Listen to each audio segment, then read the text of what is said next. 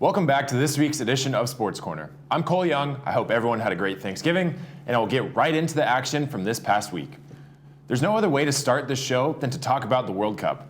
On Tuesday morning, with the whole world watching, the U.S. men's national team earned its spot in the World Cup knockout stage after a very hard-fought 1-0 win over Iran in the most stressful Group B decider game.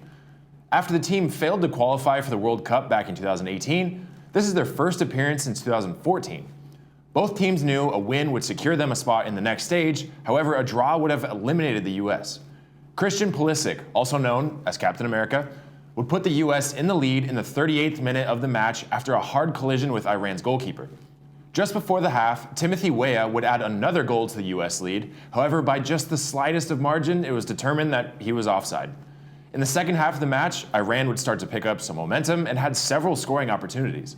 In the extra minutes of the game, there were goals missed by inches, and the U.S. would just barely hang on to come out victorious.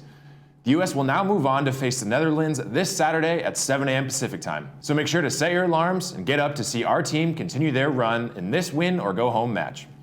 Over in the other football world, the NFL is rapidly approaching playoff season.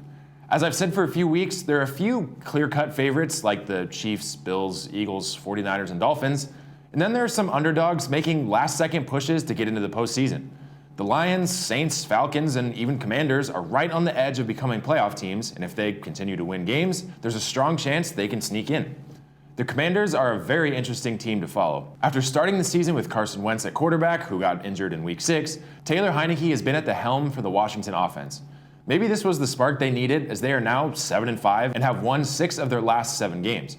As it stands now, Washington, as well as the entire NFC East, will make it to the playoffs, but their next games are crucial and difficult. And probably the biggest surprise of the year has been the Denver Broncos. After losing in embarrassing fashion to the Panthers on Sunday, the team is in turmoil and they have fallen to the bottom of the rankings along with the Texans and the Bears. Moving on. I finally achieved the impossible and I went 4-0 with my picks 2 weeks ago. I'm sitting at 25-11 now, which is just about 70%. Not too bad. Let's see if I can keep it up this week. Here are my 4 winners.